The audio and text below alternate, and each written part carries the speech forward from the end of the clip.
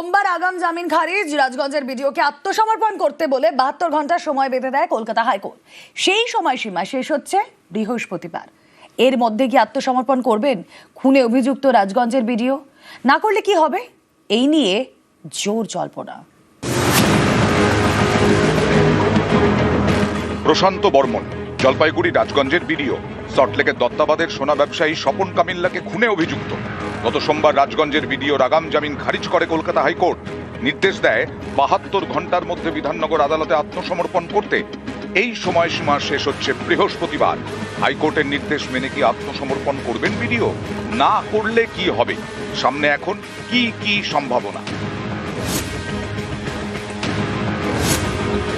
হাইকোর্টের নির্দেশ মেনে বৃহস্পতিবার বিধাননগর আদালতে আত্মসমর্পণ করতে পারেন বিডিও প্রশান্ত বর্মন।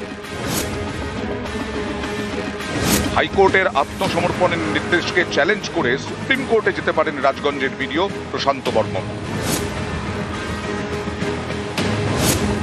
আত্মসমর্পণও করলেন না, আবার সুপ্রিম কোর্টেও গেলেন না, সেক্ষেত্রে তাকে গ্রেফতার করতে পারে পুলিশ। গত 30 অক্টোবর নিউ টাউনের যাত্রাগাছি থেকে সোনা ব্যবসায়ী স্বপন কামিল্লার দেহ উদ্ধার হয়।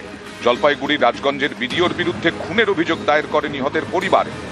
11ই নভেম্বর বারাসাত জেলা আদালতে আগাম জামিনের আবেদন জানান বিডিও প্রশান্ত বর্মন।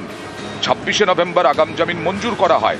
সেই নির্দেশ চ্যালেঞ্জ করে কলকাতা হাইকোর্টের দ্বারস্থ হয় বিধাননগর পুলিশ। সোমবার সেই মামলার শুনানিতে রাজগঞ্জের বিডিও প্রশান্ত বর্মনের জামিন খারিজ করে দেয় কলকাতা হাইকোর্ট।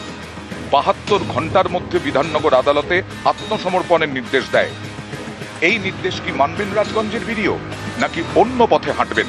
এই নিয়েই জল্পনা। নিউজ 18 বাংলা।